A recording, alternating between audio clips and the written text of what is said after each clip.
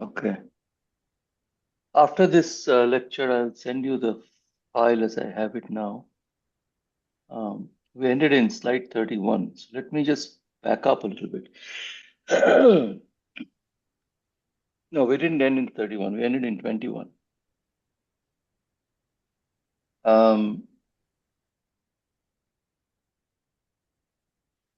And you remember that I spent a bit of time on Tuesday developing the argument that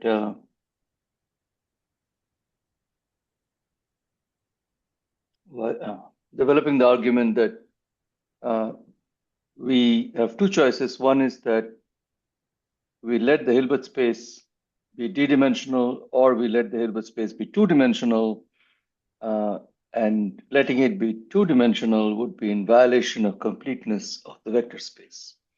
That was the argument that we touched upon. And based on that, we managed to show that the completeness is preserved if we make sure that the form for the constant, and this was the constant C or C prime that we had cooked up, which came from here. This was the assumed form of F2, x1 being unknown. And there are two different forms of x1 that were possible that would meet our criteria of f1 comma f2 being 0 and f2 comma f0 being 0. These are our criteria. And those two criteria led to these two choices, choice 1 and choice 2. And we argued that choice 1 is the right choice. Choice 2 will make the Hilbert space two-dimensional. Therefore, choice 2 has a limitation. Okay. So that led us to this form, which I called recurrence relation 1. F nu plus 1 is IL F nu plus delta nu F nu minus 1. Now, IL acting on F nu in a quantum problem would be I over H bar, the Hamiltonian, comma F commutator bracket, right? Because that's what the Liouville operator in quantum system means. I over H bar, commutation of H and comma F nu. That's what love. And delta nu, and this is something I was mentioning towards the end of the class, that delta nu is kind of an interesting quantity that tells us about the hypergeometry of this space, this Hilbert space. For example, you can have a situation where all deltas are the same, let's say. And if all deltas are the same, then that would mean that the ratios of the length squares of the F nus grow in a certain simple fashion. So F nu over F nu minus 1 can be basically equal to nu, for example. Or it can be equal to a constant, such as 1. Actually, nu would be not right. It'll be something like a 1 or a constant C. So this ratio comes out to be C or something close to a C. It's a constant every time. It can happen. In fact, it does happen. I'll show you an example. Alternately, you can have a situation where this F nus become bigger in size in terms of operators involved or variables involved as you go to higher and higher values of nu. That's also a fairly common thing. And if you do a model calculation, you will notice that's happening in most models. I was very curious to find out if there is a situation where F nu actually does not become larger and larger in terms of involving operators as we go higher and higher in nu, just to understand what this means. And I'm sorry to say I couldn't find a system, but that happens. Every system I have studied so far the f news become bigger and bigger as nu becomes bigger and bigger. Of course, it may not become that big. It may remain constant, in which case the delta nu as a function of nu becomes very simple, maybe a constant or grows very slowly. But in a great many systems, the delta nu, as you go to higher and higher nu, begins to grow. And it may grow linearly. It may even grow faster than linearly, superlinearly, or non-linearly. What does this mean? That's a very basic question because, as I said, the delta news contain information about the structure of this d-dimensional Hilbert space. So Hilbert space, if you imagine the Hilbert space to be some kind of a, in this case, the surface of the Hilbert space to be some kind of a shape, let's say a spherical shape or a hyperspherical shape in d dimensions, or maybe an ellipsoidal shape, or maybe an oblate spheroidal shape, or maybe some weird other shape, then that information is in delta nu. Interestingly, that information of delta nu has direct consequences on what kind of dynamics is obtained for the system. Direct consequences. And so I want to I'm telling you all this because it will take me a while to actually show you these consequences because I have to build step by step. Otherwise, you will not be able to appreciate the problem well. Or rather, you'll not become functional in using this approach if you are trying to use it yourself, because the whole goal is you can use it to do something, right? Okay. Anyway, So yeah, before we go forward, I have a few questions. yeah, please. Yeah, so can you go to the original slide of A of t is equals to n nu f of f nu? Absolutely. Let's go there. Yeah.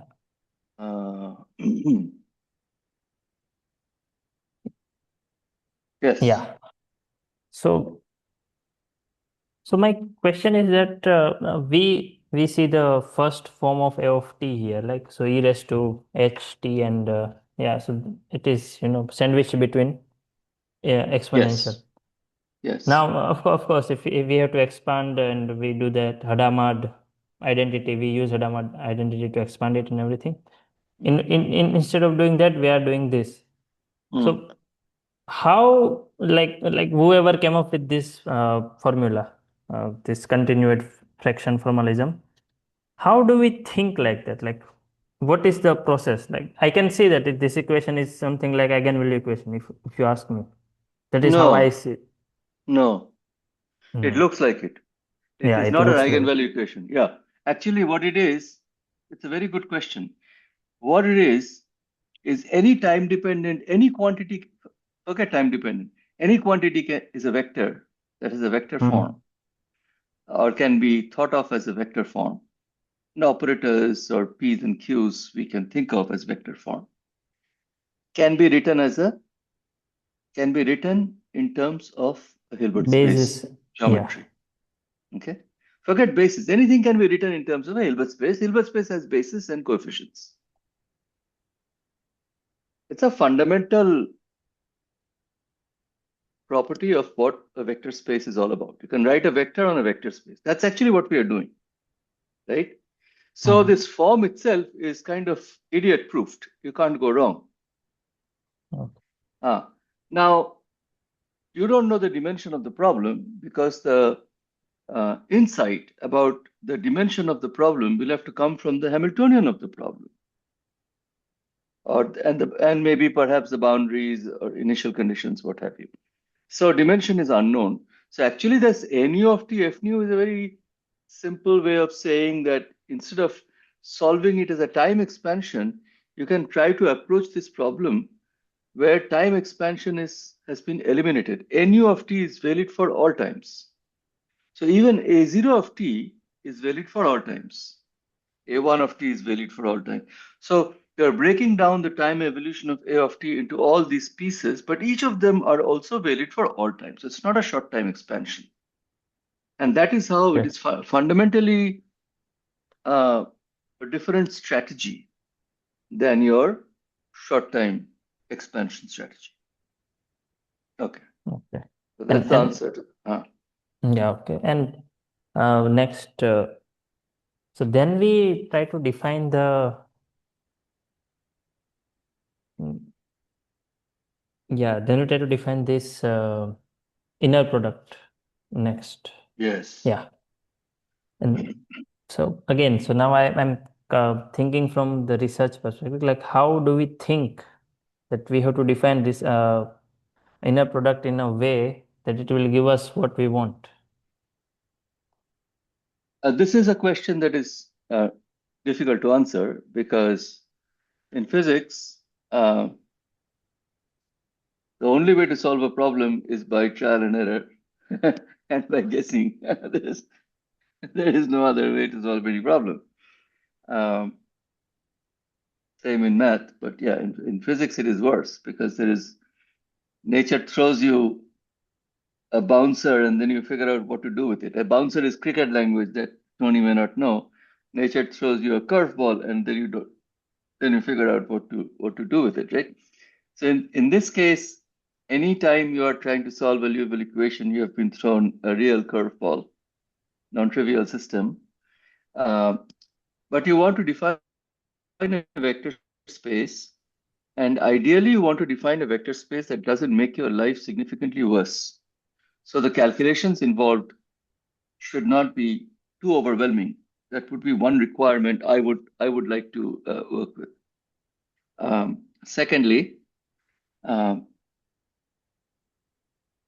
if the choice of the product is correct, or so to speak, fits the problem, then it is possible that your way to the solution becomes easier. Okay. So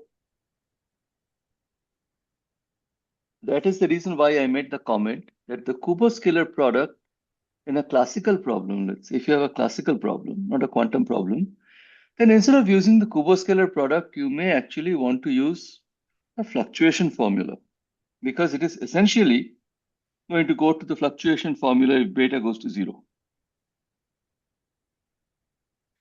So, but while the fluctuation formula is easier to deal with for constructing a vector space, because the formula is simpler, this vector space weaved with the fluctuation formula as opposed to the Kubo formula will have less physics in it. That is the insight. Okay. I suppose I'm working with a system with a second quantized version of a system. Most quantum systems, we work with second quantized version of the system. So second quantized version of the system, it would be suicidal to use a Kubo-scalar product without being very careful about it. Because your calculation of the Kubo-scalar product with annihilation creation operators is going to throw all kinds of problems. Furthermore, because it is a non-Hermitian operator, that will also cause issues. So first of all, when you have that, you have to generalize our approach where A is not necessarily Hermitian, being the dynamical variable. Second of all, you want to use a scalar product that will make your calculation simpler. When we use Kubo-scalar product, when we use second quantized operators, what do? We play with the anti-commutation rules usually. Commutation and anti-commutation rules. So you want to weave a scalar product ideally that somehow incorporates the commutation and anti-commutation rules because they are the ones that give you the zeros and the ones. And see if that might work. Okay. So this is the kind of way to think and intuit about it. I have never invented a scalar product. I have only looked at doing problems with a couple of different scalar products. So I don't have any deep insight more than this, which I can share from my personal victory against this problem. But that's how I try to think of it. Maybe someday I'll invent it if I keep at it, but I have thus far not been able to come up with any scalar product in doing a problem that in which I could improve anything. So Kubo and the other one, Green's function type things, still remain the main choices. Okay. Right. And in the lemma one, when we try to prove the lemma one, yeah, so we do this shift where lambda goes from minus lambda plus beta.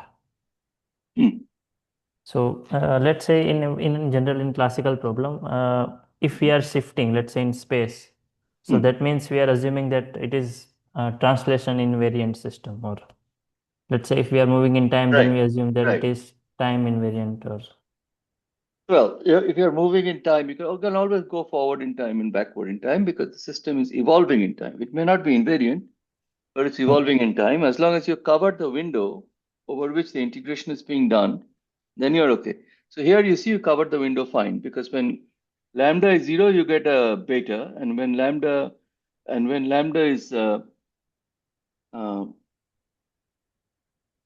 lambda is beta, then you get a 0. So just like the 0 to beta bound, the 0 to beta bound is also embedded here. okay. So there is nothing invariant in here. No, there is nothing invariant here. It is just Okay. a matter of adjusting the variables in such a way that you don't even have to change your integration, but you get the same result. Okay. Whether you may get a minus sign here and there, but other than that, there is no risk of running into it. But that's a good question. I mean, the fact that you can make this trick is simply because when lambda is 0, you get a beta, and when lambda is equal to beta, it's simply minus beta. So there's a minus, that minus sign and the other minus sign cancels out and becomes a plus, right? Because you'll get minus beta to 0. Yeah. So minus beta to 0, and you flip it 0 to Yeah. beta with a minus. So two minuses become a plus. Yeah. That's why it works. Yeah. Okay. Okay. Then now we can move forward. Okay, great. Tony, you have anything? Okay, good. So so now what we do is we go back to our original problem, the Liouville equation, and now we go to the right-hand side, A dot. And since we have already written our A of t in terms of nu of t and f nu, we can also write A of t in terms of d nu dt times f nu, because this is the only time-dependent piece. So this therefore becomes one way of writing dA dt, right? And we already know that we can also write dA dt in terms of the Hamiltonian, be it a commutator or a Poisson bracket, which would be nu of t IL f nu, because that's the other side of the Liouville equation. So now what happens is that we know that we have stumbled upon this recurrence relation 1, which is this f nu plus 1 is IL f nu plus delta nu f nu minus 1. So instead of having to play around explicitly with this IL f nu on this line, we just replace the IL f nu with recurrence relation 1. So in other words, IL f nu now becomes f nu plus 1 minus delta nu f nu minus 1. So we take this to the left side and we leave aside the IL f nu on the right side. So then IL f nu can be written like so, but you have to be a little careful because you see this sum, the IL f nu sum runs from nu equal to 0 to d minus 1, which is what f nu plus 1 runs. But f nu minus 1 actually runs from nu equal to 1 because there is no f of minus 1 we have defined yet. Right? So this term only starts with f0 because we don't have an f of minus 1. So nu equal to 1 to d minus 1. Here on the other hand, you have nu equal to 0 to d minus So A nu F nu plus 1 is this, and then this is that. Now what you do,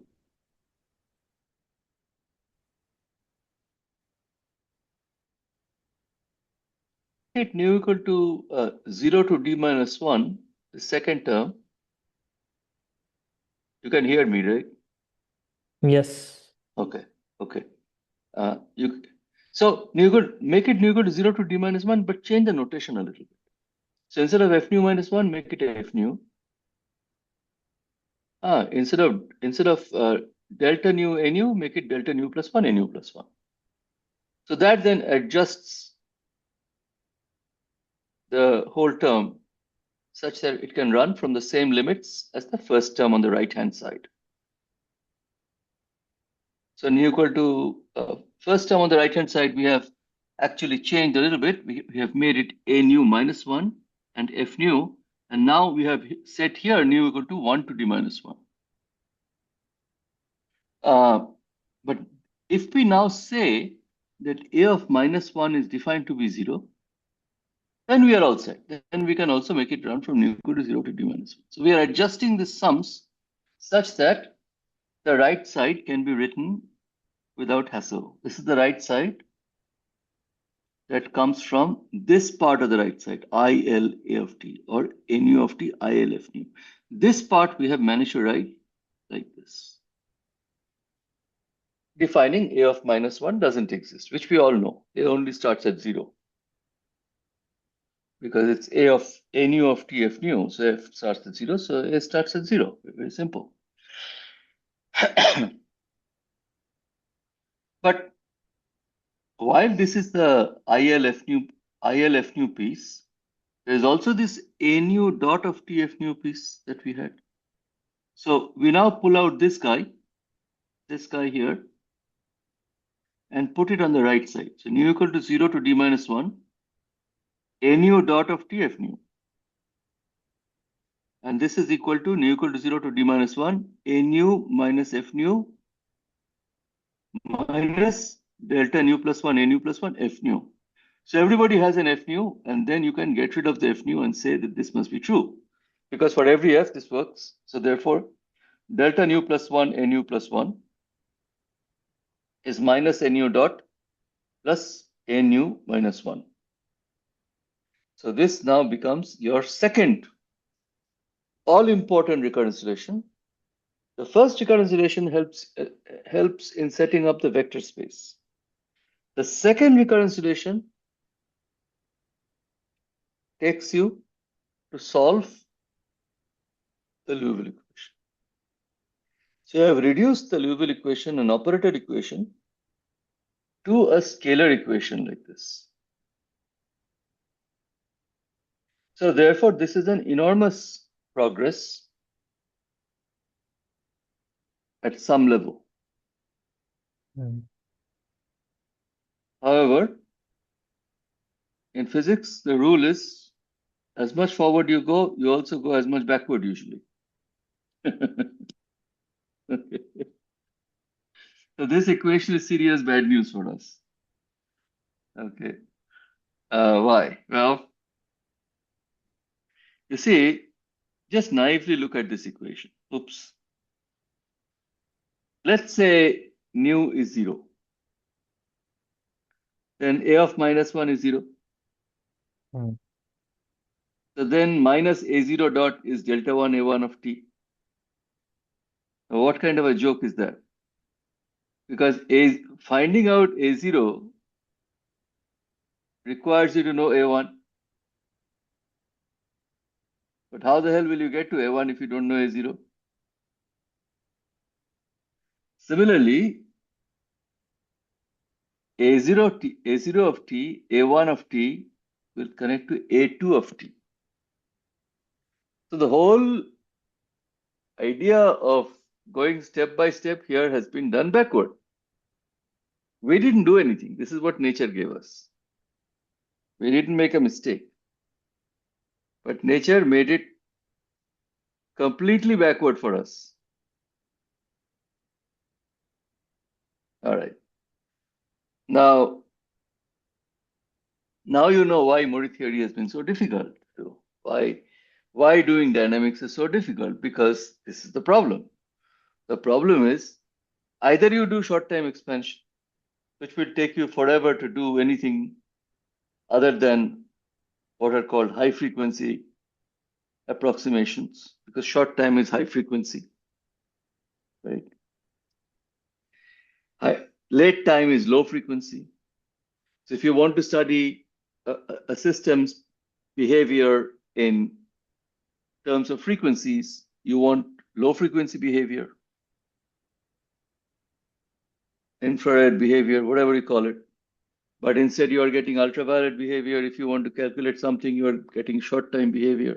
That is not always very good. Anyway, short time is what?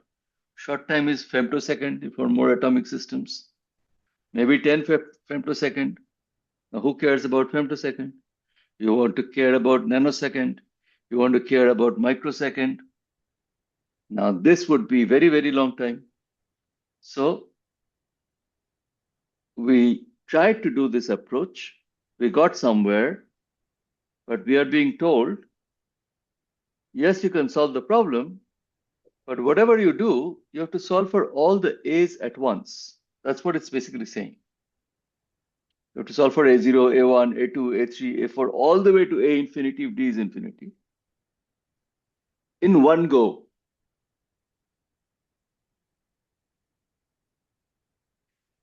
So now comes the problem of how do you do this? And there are a few points I want to make before I go to that problem. First is we already know we have defined A of -1 to be 0. So this is something we know. We also know that at t equal to 0, A of t is equal to, on the right side, A0 of 0, F0, plus A1 of 0, F1, etc. Now, A nu of 0 for all nu more than 1 must be 0, or nu equal to 1 or more. Otherwise, A of t equals nu equal to 0 to d minus 1, A0 of t if nu doesn't work. So this requirement is there. This requirement is also there to meet the initial condition, because A0 of 0 has to be 1 for you to have this condition. There is also a fourth condition that emerges, and that is A0 dot of 0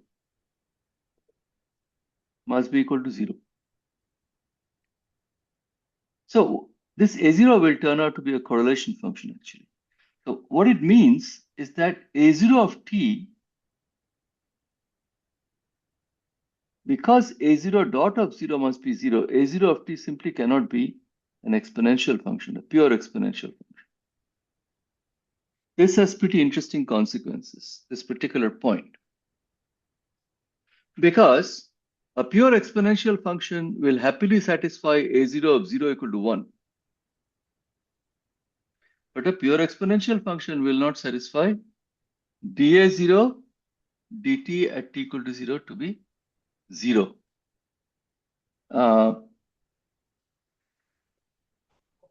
So if this is a relaxation function, as it will turn out to be, then a relaxation function cannot have an exact solution, which is an exponential. It can have an approximate solution, which is an exponential, but not an exact solution.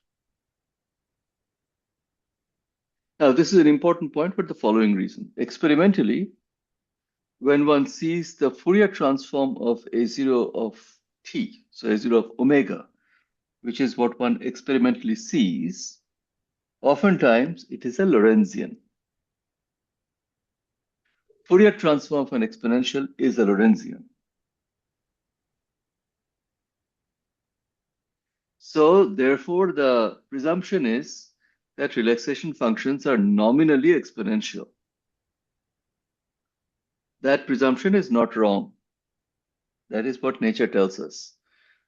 What is wrong is that you cannot write an exponential function basically as a raw exponential decay. That is not allowed because that will violate this A0 dot of 0 equal to 0 equal to 0 criterion. And in effect, by violating that, it will violate time reversal invariance. Because this particular function, which is it's a function of two operators, will be powered in time. So whether it's plus t or minus t, it will come out the same. So e to the minus gamma t will not satisfy quite that criterion exactly, because it will violate this Lee's theorem, this particular statement. That's the point. Anyway, I'll come to this point. It's not a very big deal for you right now. We have many things to do, but this is in this original paper from 1983, where this proof is given as to how it is done. Okay. Few other small points. If D is finite, that means you have a finite number of levels in your continued fraction, which I'll show you how we'll get to. And that will basically result in a bunch of cosine functions. You'll have 3 or 4 or 5 or 10 or 15 finite number of poles in the A0 of z, z being the Laplace transform of A0 of t. So there is a point I'm trying to make, that if D turns out to be finite, it necessarily means that your relaxation can be described by a bunch of cosine functions. This is very boring, because if something can be described by cosine functions, that means it doesn't relax. That means it just bounces back and forth, right? But if then D goes to infinity, infinite number of cosine functions can give you anything you want. That's what Fourier told us. So clearly, D less than infinity, if that happens, that's a very interesting problem. D goes to infinity is also an interesting problem. Most problems will be D goes to infinity only. However, D goes to infinity doesn't mean relaxation will happen. It means relaxation could happen. I'll come to that. Because if D does not go to infinity, there may be an actual violation of ergodicity. Because ergodicity requires what? Ergodicity means what? Ergodicity means that you give the system a little bit of energy, that system completely disperses that energy such a way that position variables and time variables become indistinguishable. I mean, position averages and time averages become indistinguishable. That's what it means. So a heads up on that is D less than infinity versus D going to infinity are very different physical problems. Now I'm opening up a lot of can of worms for you. So as you think about it, you'll find there are many question marks in what I have stated. But this is just for show right now. This is just, I'm making some observations. I'm not making rigorous statements. Pointing out D would typically go to infinity in most non-trivial problems. Pointing out if D is less than infinity, that means relaxation is necessarily sinusoidal. Relaxation means that energy disperses throughout the system. And if energy disperses throughout the system and the system reaches equilibrium, then the time average of a quantity and the ensemble average of that quantity will be the same. Anyway, hold these thoughts, because these thoughts will not be immediately needed. Same with this one also.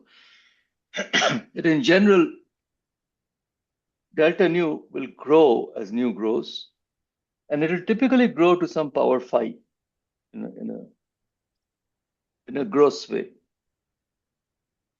And this phi can be less than or equal to 1, and phi can be more than 2 also. Phi between 1 and 2 is not very common. It's there.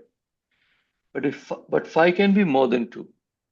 And if phi is more than 2, that becomes a very difficult problem, because these continued fractions become unmanageable. So how do we get the continued fractions? Let's go there. Because the whole second recurrence relation is upside down, we now want to make it somewhat manageable and solvable. So what we do is we first start with the nu equal to 0 problem. So delta 1 a1 of t is minus a0 dot of t. That should be clear. So delta 1 a1 t plus a0 dot of t is 0. When you cannot do a problem in time domain, there are two things you can try.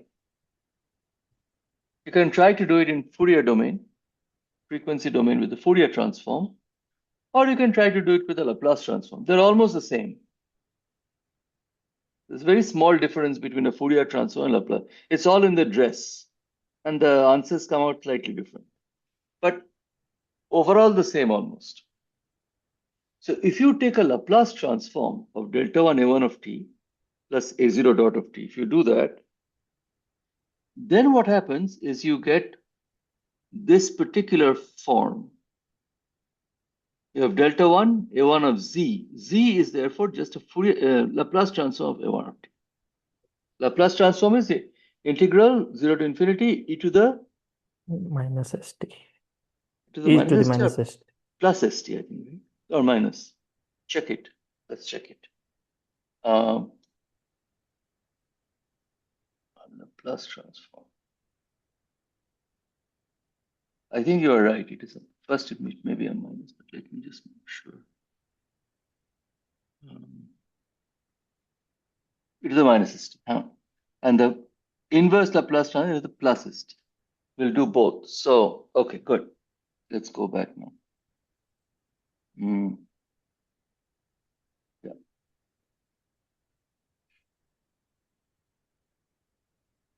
Where did my screen go? Here. Okay. So if you now do a Laplace transform, you'll get a following form.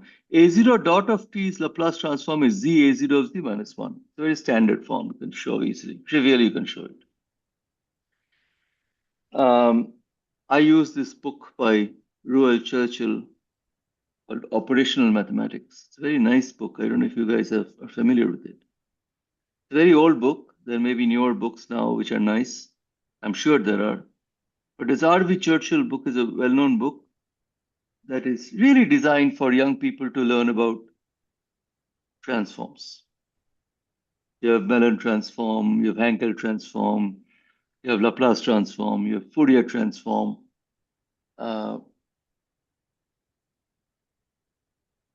are a few others also possibly, but these are some of the main ones.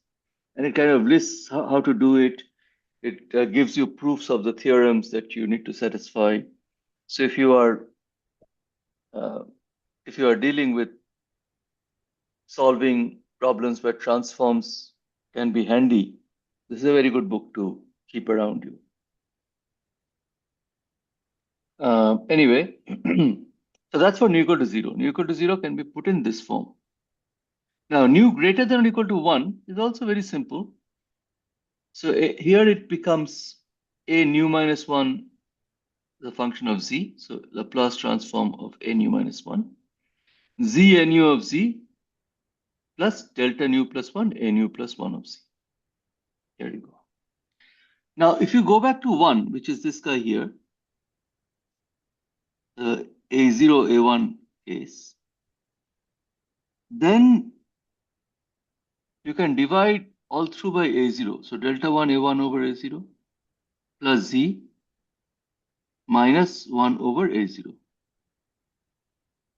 So equation 1 can then be written in the following form. 1 over a0 is z plus delta 1 a1 over a0. Can be written in this. So this is the first version. Very important. And the nu greater than or equal to 1 will next result in a0 equal to z a1 plus delta 2 a2. Again, now you define a0 by a1.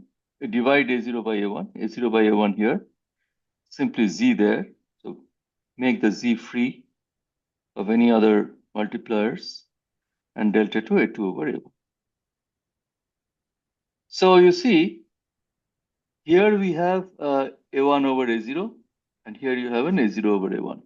So these two are connected by this ratio of A1 and A0.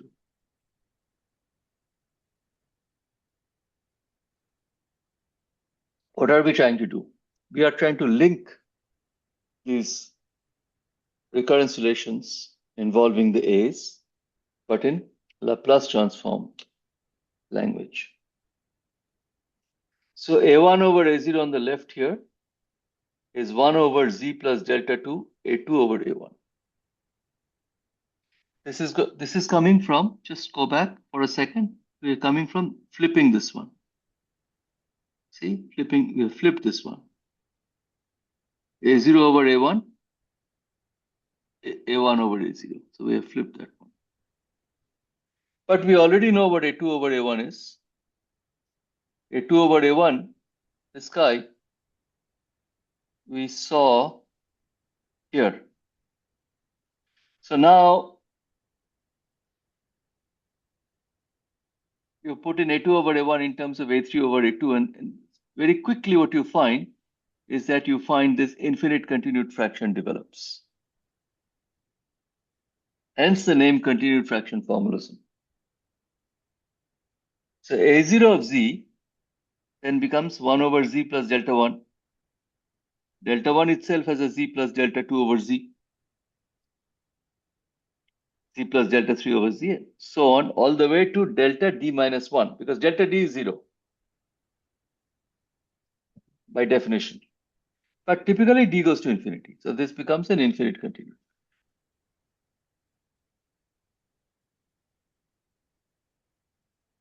So you have actually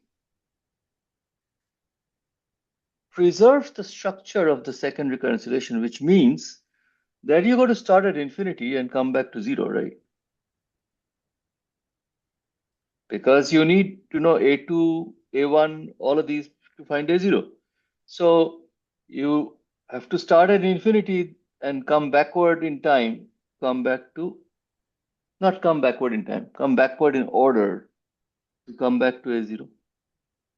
Here also you have the same problem, because in a continued fraction, you cannot solve the continued fraction from the top. And we all have learned in school, probably in third or fourth grade, whenever we learn fractions, that you solve a fraction from the bottom, right? So here also you have to go to infinity to start the fraction. But it is still better. Why? Well, for one thing, as physicists, we can see that this one involves the pattern of how deltas change. And that is the reason why I was showing the pattern of how deltas change.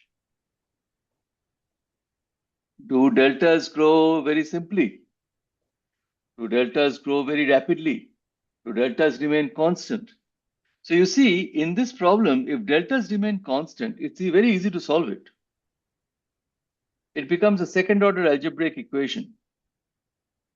And it actually gives you a simple fraction. And if you take the inverse Laplace transform, it gives you a Bessel function of some order, usually first order, second, zeroth order. So if you know the pattern of the deltas, you can calculate the A0s. A0, and if you know A0, then you know all the A's in principle. But it doesn't tell you much about the F's. It only tells you whatever F's you have calculated, and the deltas carry information about the ratios of length squares of F nu over F nu minus 1. So solving for A of t, our original goal, A of t, the operator, still is an arduous task, because knowing A0 is only part of the problem. Very important point here. That said, in real life, very few people have ever solved the Heisenberg equation of motion or the Liouville equation exactly, for non-trivial many body problems. Very, very few people. There are almost, a handful of solutions, non-trivial solutions that are available. So even if we can't do it, there is no shame in it. But the glory lies in the following. Experimentalists actually measure A0 most of the time. This is what is measured in neutron scattering problems. This is what is often measured in light scattering problems, in proton scattering problems, in electron scattering problems. Oftentimes, that's what is measured. It's A0 of t, rather A0 of omega, that's what is measured. So if you can calculate A0 of t alone, if you know the pattern of deltas alone and nothing more, even then it is not a bad deal. Even then you might be able to verify if your system's Hamiltonian that you have assumed is reliable. You may be able to verify the system's dynamics as seen experimentally to a certain extent. You may be able to verify a lot of things. In other words, if you know A0 of omega, you may actually already be well beyond first base. You may already have more or less solved the problem. In reality. Okay. So the main papers of Mori, and if you look at them, you will find that Mori did not have this form. Mori had a more complicated form. And Mori had a slightly more complicated infinite continued fraction because Mori assumed that A is not necessarily Hermitian. And that extra burden led him to a more complicated continued fraction and also led him to recurrence relations which were a little bit more complicated. In this case, we had, if you look here, we had a 1, 2, 3 term recurrence relation. In the non-Hermitian case, you'll get a 4-term recurrence relation. 4-term recurrence relations give you a more complicated continued fraction with a slightly richer structure. So that was one reason why I chose to study the Hermitian problem first, because there are a great many problems that can be done with the Hermitian problem. We don't have to go to that one unless we have a need for it. However, it is remarkable that this problem can be brought to this point. These two papers of Mori were dramatically improved upon in terms of readability by this paper by Dupuy in 1967, which I had mentioned. Also in Japanese Journal of Physics, volume 37, 2 years after Mori. Actually, he spent time with Mori in Japan. That's when he did this work. He was on a sabbatical, I think. If you now take this A0 of Z, and if you actually expand it, you will get this high frequency expansion. Remember, Z is like omega, Z is like frequency. So therefore, this is a 1 over Z is therefore a high frequency expansion. Experimentalists love high frequency expansions. This is your high frequency expansion for A0 of Z. And you see the coefficients that enter in the numerator of the various powers of Z, they're combinations of deltas. And if you now take an inverse Laplace transform of this, which you can trivially do, you will find this format. Same thing, excepting instead of 1 over Z cube, we have T squared over 2 factorial, T4 over 4 factorial, and so on. And because they're even powers, A0 of T and A0 of minus T are the same. So this is going to be your time reversal invariance of the correlation functions that have to be satisfied. And A0 of T turns out to be exactly this quantity. This is in terms of the Kubo-scalar product. If instead you put in the angular brackets of a canonical ensemble all over, that's what we normally call a relaxation function or a dynamical correlation function of A. This is a slightly richer version of that because it has Kubo-scalar product in it.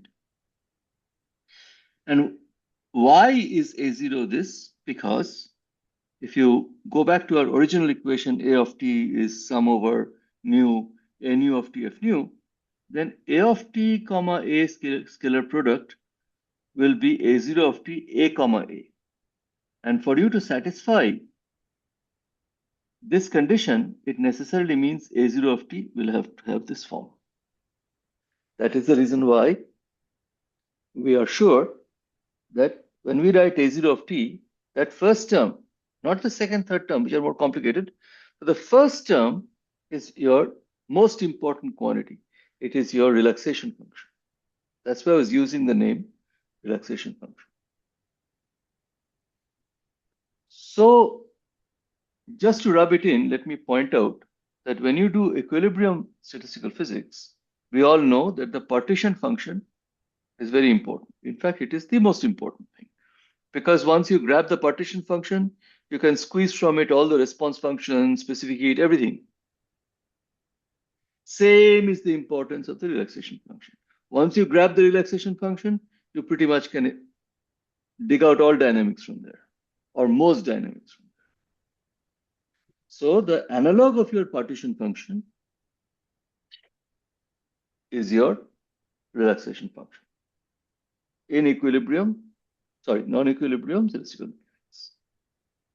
So you see how difficult the subject is. Right now it is 7 minutes to 3 here. Our class is supposed to end at around 3:15, I think. I started this journey. Today is the fourth day, right, of my lectures. So it took us 4 days to just establish what I can establish on day 2 or day 3 in a statistical mechanics class. Day 2 usually. I already mentioned the word partition function. After covering thermodynamics in one and a half lectures. Tony knows that. Tony was in that class of mine. So this is, and how much material I've gone through, like 40 plus slides now almost, or maybe not as many, but close, in just coming to the relaxation function point. How do you set it up? And why it is so important and how it is even defined. So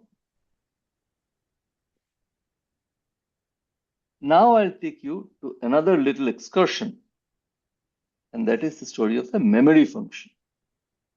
Very attractive name, memory function. So the deal here is nothing new. We write the first recurrence relation 1 equal to z a0 of z plus phi z a0 of z. Just to introduce another function called phi z, where phi z is defined to be delta 1 a1 over a0. Just something that we define, phi z. So let me just let the cat out of the bag. This phi z actually is the Laplace transform of what will become the memory function. Exactly. So you can see that the memory function depends upon A0 and A1. How cool is that? Now, we call it delta 1 B1. Usually B1 is used for this ratio. So if you now take this version of RR1, RR2, I mean, recurrence relation 2, 1 equal to z a0 of z plus phi of z a0 of z, put that 1 on the right side, and then you take a inverse Laplace transform all the way.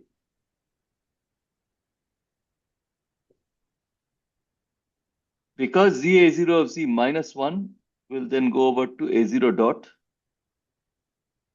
This is the standard in the Laplace transform. And this product, the Laplace transform of a product, is a convolution. You know that. Tony, you remember seeing the same convolution when we did the problem of rod alignment in the Tonks gas? We had the exact same problem. So here you have a convolution again. And the convolution involves the memory function, t minus t prime. How much does it remember from t prime? So this method has the advantage of actually allowing you to explicitly calculate the memory function from first principles. Not easy to do, but it can be done. So you don't have to make any stochastic approximation. You can calculate full memory if you could actually do the problem, which is why I chose to do this first, because I wanted to show you the grand picture first. Being an advanced class, even if I can't get to the other one quite to my satisfaction, I wanted to give you the real medicine first. That is there. You can simplify and approximate and go down that slippery slope. Make an error. Half the time we make errors. Literature is filled with errors in dynamics for that reason, because it's so hard to make the approximation. But it's always good to see what it exactly is. So this is my memory function. Now, let me go a step further. Let's generalize that. Just because we made A1 over A0, delta 1 A1 over A0 equal to delta 1 B1. So A1 over A0 was B1. Just like that, A nu over A0, we call it B nu. So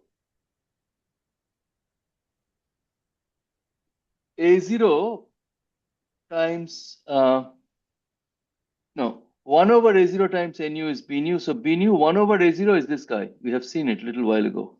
1 over A0. So 1 over A0 is this thing in the bracket. And if you now multiply out these two pieces, there is the memory function phi. So delta 1, delta 1 A1 over A0. That's your phi. So Z plus phi times nu of Z. And then if you take an inverse Laplace transform of this, you get the following format of a generalized equation that also carries the memory function. Accepting this is for A nu dot. The previous one for A0 dot. This was for A0 dot. This is A nu dot. And if you now combine this equation 5, this equation, and equation 4, which was this equation, see what happens. The combination of 4 and 5 yield this guy here.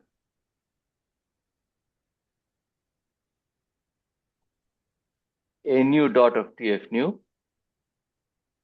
Then you have the memory function. Then you have the nu equal to 0 to d minus 1 A nu of t prime F nu. And on the right side, instead of nu equal to 0, because there is no B0, you start from B1, nu equal to 1 to d minus 1. So you have this very, very daunting looking equation here. But this guy, the first term is nothing but your dynamical variable A dot of t. If you recall, your dynamical variable A dot of t can also be written as A nu dot F nu, because it is ddt of A nu only. F nu doesn't have a ddt. F nu only responds to IL. So this is A dot of t. This is A of t, or rather A of t prime. And this is some other mess on the right side. So therefore, we can write this form, A dot of t plus 0 to t dt prime. Yeah, Tony. So No, I can you're finish that muted. final expression. Oh, Yeah, go ahead. can you go back real quick just so I can finish Sure, that? sure. Yeah. Absolutely. Yeah. Make sure that you write equation 5 here, this one. And then we are adding 4 and 5. I'll post this lecture notes now that we have come to this point. So I'll post it up to this point once we are done. Not this point, wherever we finish. You'll have it with you to clean up Yeah, I'm your good. Thank you. notes. I'm good. Okay. Okay, good. Welcome. So now you see you have this version of the operator equation now. And the right side, we call some function f of t, which is nothing but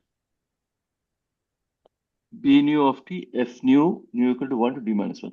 This term on the right side actually has a name in the literature. It's called generalized random force. It's not random, but it's called generalized random force. This is the memory function. And this equation is called the generalized Langevin equation. Now, observe something very interesting here. I started from the Liouville equation. And after all this drama, I ended up with a generalized Langevin equation. What does it tell us? It tells us that formally the Liouville equation can also be written as the generalized Langevin equation.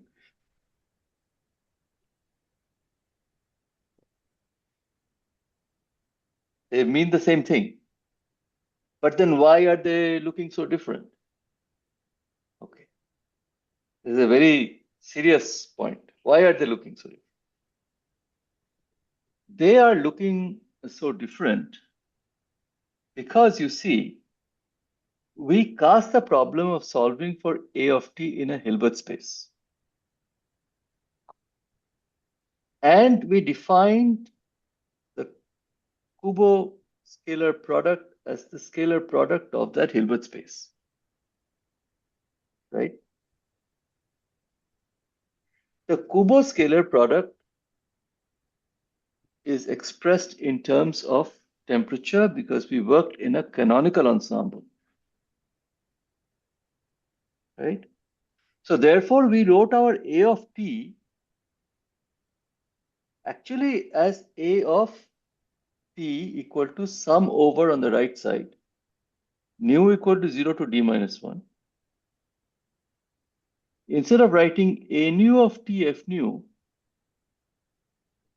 we should now think of it as A nu of t comma beta f nu of beta. We parameterize the problem in terms of temperature. The moment we introduce the Kubo scalar product, our A of t equals nu equal to 0 to d minus 1, A nu of t f nu became nu equal to 0 to d minus 1, A nu of t comma beta f nu of beta. Why? Because we have introduced Kubo scalar product as our scalar product and thus parameterize that problem in terms of temperature. However, the left side doesn't have temperature. It's still A of t.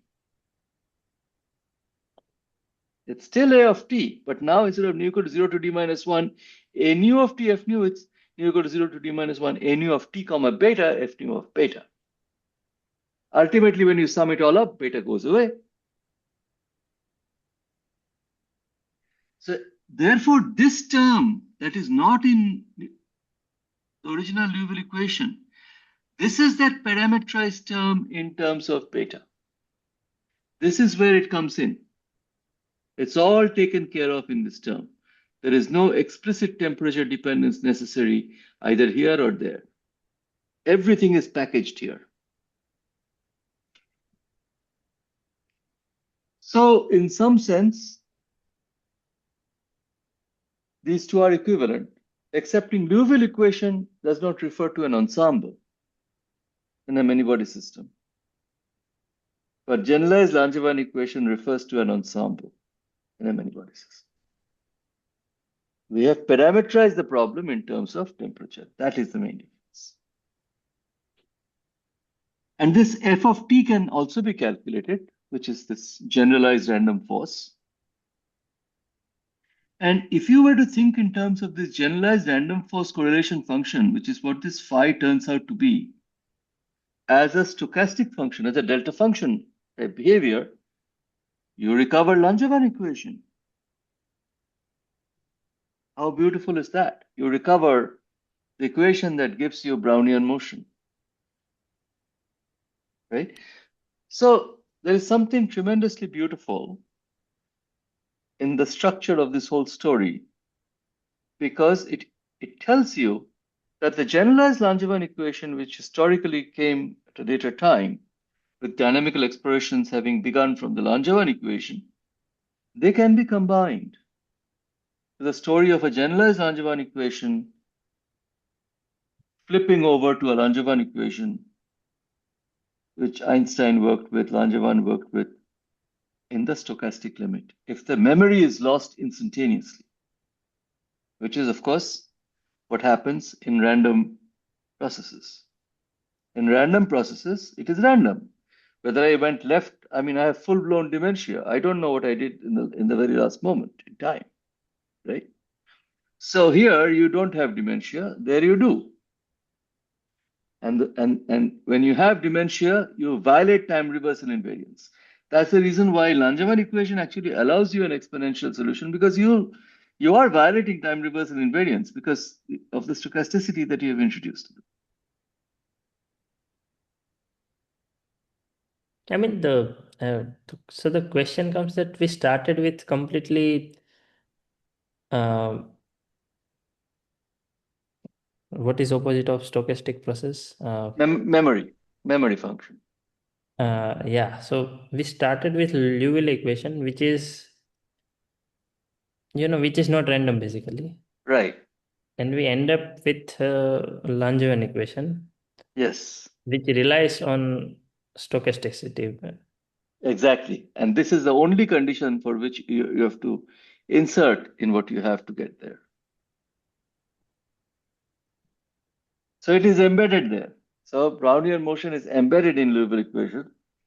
You have to just put in that stochastic condition by hand. You have to plug in that thing. If you don't plug in, you get the generalized Langevin equation, which has full memory. So every molecule collides with whoever at whatever time, that full memory is preserved in the dynamics of that molecule, right? So that's the reason why this is so difficult, because you have this infinite number of interactions that has transpired over time. All that information is actually embedded in the dynamics of that molecule. That's what generalized Langevin equation says. Which is why the Langevin equation is so approachable and manageable, because we lose that tremendous memory, and then the tremendous complexity becomes something that you can manage and you can model. You can actually model a little bit of memory in the Langevin equation yourself, but you don't need to do that there. It's already built in from the Hamiltonian itself of the problem. So the thing about this whole story, the way I taught it is not how I learned it. Because when I wanted to learn it, my advisor said, you will not understand it. And I know why he said that, because this was back in 1985, and even his understanding was not complete. How would I understand it? And that's why I'm very keenly aware of how little, as a new learner, you understand this thing now, because I went through this myself. And so he said that the best way to learn it is start with a model, start doing calculations, and start seeing what each of these terms work out to be. That will begin to give you some kind of intuition, and you can only use that intuition as your walking stick as you go through this. And I thought that was a very good suggestion, which is what I ended up doing. But it turned out that during my PhD years, I ended up working mostly with d less than infinity problems, Hilbert space lesson. So I could never get to the really tough stuff. Not that the d less than infinity that I was doing was any less tough, but tough stuff meaning d going to infinity. I did get to see how it was being done. I did some myself for fun, but my colleagues in the group some of them were working on problems which were degrowing to infinity, so I would follow them and work with them, and so on. Postdocs coming and going. So, but it took me quite a long time to actually get a hang of this. That's why in 2006 I wrote that paper, because it was taking very long for me to do this in a class. I couldn't do it in a class. So it's a good thing that I could do it this time, because I'm not doing it. It takes forever to develop this in class. Literally, it takes like almost a month. Secondly, I figured that students didn't have to take it on in the same go. They could read the paper over time, and then they'll have the material. So I wrote that review paper simply for that reason. My advisor wrote some reviews, but it doesn't quite have as much material as mine does. Now, the first system that I will consider for application, we won't do it today because we are almost out of time now, is a very, very famous model, and you probably know about this model very well. Some of you are. I'm sure Tony has already dealt with transversizing model, right, Tony? So in quantum computing and all these problems, or quantum, coherence problems, the transversizing model is a very important model. It's now become the go-to model to start. I'm not going to do the transversizing model now, but I'm going to do the transverse dynamics of the Ising, which is a simpler version of the transversizing. So this is, of course, the Ising model. It's easy, spins are interacting. And this is a ferromagnetic minus J. So when the spins are aligned, the energy is lowered. Yes. No, Vivek, you're muted or what? I can't hear you.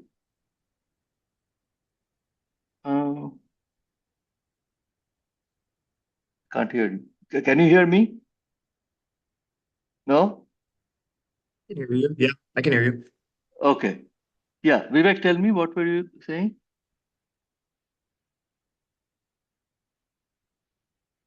Vivek, you are saying something? No, Vivek is not able to hear me. Tony, you can hear me. Yes. Vivek, your audio is a problem.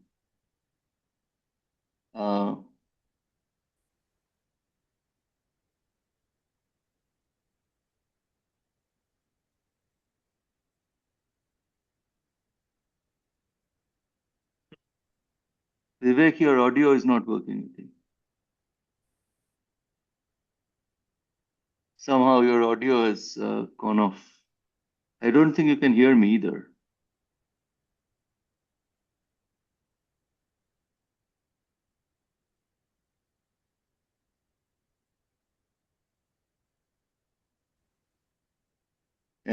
Wait. Let me mute you and let me ask you to unmute. Can you hear me now? Nope.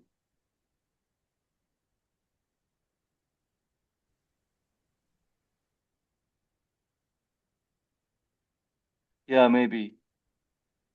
Just reboot,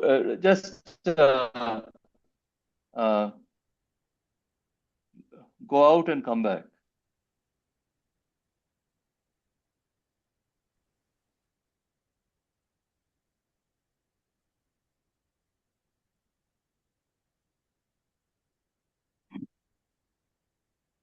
At least we can use the last, well, we are already past time, but we can use a few minutes to wrap it up. That is the downside. Yeah, that is the downside. Big downside, actually, when it happens. But I I have a cannot. question. Yeah, tell me. So you had mentioned that we parameterized the problem in temperature, but I think I Yes. missed maybe your explanation. I didn't really follow that. Okay, let's go back there. Vivek, can you hear me now? Yeah. Okay, Yep, good. you're good. So that was a simple problem to solve. So when we did this, where were You see, when we introduce the scalar product to orthogonalize, we implicitly embedded a beta in all over the place, right? Because then the delta nu became beta dependent, which means the f nus became beta dependent. So therefore, it became a0 of t comma beta, bracket closed, f nu of beta, right? That's what I'm saying. Okay. So let's go back to, I'm just going to say a word or two and finish. So the transverse Ising model is very simple. You just take the ferromagnetic Ising model. You can take antiferromagnetic, doesn't matter. Ferromagnetic is simpler. And Ising model as such has no dynamics because Ising model only has Z spins if you write it in the quantum format. And since your SZ of any side J will always commute with a Hamiltonian which has two SZ operators, Ising model itself has no dynamics. You can't have dynamics in an Ising model. However, we all know that because of temperature, spins can flip to lower to higher energy states and so on. So that spin flipping has historically been described using an ad hoc process. And that kind of dynamics of Ising model is called Glauber dynamics. Glauber. Glauber dynamics. Back in 1962 or 63, Roy Glauber, who later won the Nobel Prize for this quantum optics stuff, wrote a paper on this. And that's why it's called Glauber dynamics. That's a classical problem. But if the Hamiltonian of the Ising model, if I now add, let's say, a minus or plus h, small h field, sum over I equal to 1 to n, Sx of I, Sx of I, then immediately this becomes a quantum mechanical problem. Because then I have two Pauli SZ, sigma z matrices and one sigma x matrix, Pauli matrix. So I have a quantum mechanical problem. And the moment I have a quantum mechanical problem, dynamics is allowed because any of the spin operators now won't commute with the Hamiltonian. So moment you make it, that dynamics is allowed. I will not study the transverse dynamics problem of the transverse Ising model now. That's called the transverse Ising model. What I will study is the model when the H field, small h field goes to 0. So that term drops off. However, the matrices remain quantum. So I can define a sigma x matrix or a sigma y matrix, sigma y operator rather, and evolve it.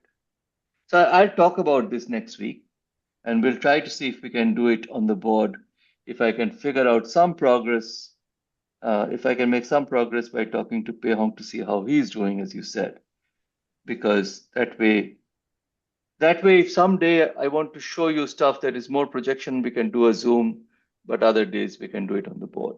That way we can just kind of compromise a little bit of both. Good, let's finish here. I don't know what site I got into, how many pages. I only did 11 slides today, but it's a lot actually. By the way, there are a lot of experimental systems that are actually transverse Ising systems. And I was going to show you that there is a paper that was written in 1973 by Robin Stinchcomb. Robin Stinchcomb did an enormous amount of work on this model. In fact, he was one of the great authorities on this model. And Stinchcomb did this paper where he listed those physical systems that actually produce transverse Ising behavior. And you can see here with the references to the original papers, ferroelectrics, KH2PO4, which is a ferroelectric. These are all ferroelectrics. KD2PO4, for all kinds of phosphates, arsenates, so on and so forth, which are actually transverse Ising model. Then this niobate, potassium niobate, These have been studied in these papers by the corresponding papers by the experimental researchers. So this table is long, so I couldn't fit it into one page, so I had to go to the next page. And these are others. They're ferromagnets, rare earth compounds, Jahn-Teller systems, pseudo spin phonon interaction systems. So as you can see, there is a great deal of systems already available for studying this transversizing model. No matter the quantum computing experimentalists have picked up on this particular transversizing model as a starting point, not only it's one of the simpler systems, but the real truth is this is also a system where you can actually run some experiments at low temperature and make it real quantum dynamics studies. So this background is often lost. Nobody probably knows much about this background, since I'm an old-fashioned guy who studied transversizing model back in the 80s, and this paper was brand new at the time. I'm very familiar with Stinchcomb and all these classic works. It's funny that Stinchcomb's paper from 1973 has 480 or so citations, whereas the most recent quantum computing paper, which talks about solving the transversizing model's dynamics a little bit, that has 1,080 citations just from a few years ago. So it tells you how nuts people have become. Whereas the original paper that has all these detail is cited less than half the number of times. I thought that was really kind of funny. This is a classic paper. I mean, if you are doing transversizing model and if you don't know Stinchcomb's paper, you have missed something big because it has all these details in it. So I thought I'll start with the Stinchcomb work when I come to it on Tuesday. All right, let's close here. You guys have a good weekend. I'm going to post this now I'm going to email you because I have not activated the UB Learns page, which Vivek can't access. Of course, Tony can access, in part because I have to type up some equations before I post it. Otherwise, they'll give me a hard time. They have this. We have to have this. There's a law in the US about accessibility friendly, the notes. So accessibility friendly means that I can't have handwritten stuff there. And it'll take me at least a month to type up all the stuff I have shown to you. I've started typing it, but it's actually a daunting task. So we'll see. I don't know. We'll see. But why are you typing by hand? How else will I type? Just upload it in the ChatGPT or Google Gemini. It will give you LaTeX code for it. But will it catch the math properly? Yeah, it will catch. You just write it down all the equation in a page, and you click a photo and upload it. Really? Yeah. That's a brilliant idea. I'm going to try. I'm going to try that. I have been doing this for 1 year now. I see. Okay, if I can't do it, Vivek, I'll seek your help. Because once I have it in a PDF format, I can embed it as an image. I'm allowed to embed images on the slides. And all I need to do is give a figure caption, right, Tony? Is that what it is? Figure caption. Whereas for me to type the whole thing, this will save me a lot of pain. Okay, good. Thank you. We'll do that. ChatGPT or Google Gemini. I'll use Gemini Pro if you have access to. I think UB was talking about getting it. The department was talking about getting it. I don't know if they have it. Do you have Gemini Pro there? Yeah. So Google is giving India students free for Gemini Pro for 1.5 years. So. Okay. In that case, I might send you all my pictures. Yeah. I will do it. Then you can just run them on LaTeX. It's even better for me because in the US, they're not going to cut us much slack. Yeah. But ChatGPT also does it, you're saying? Yeah, it also does it. I see. I'll try, but I'll also seek your help, Vivek. Thanks a lot. Yeah. Okay. Yeah. Bye. Good. Have a good weekend. Yeah. Good night. Good night. Thank you. I have now lost my Zoom thingy. How do I turn it off? There we go. Stop share and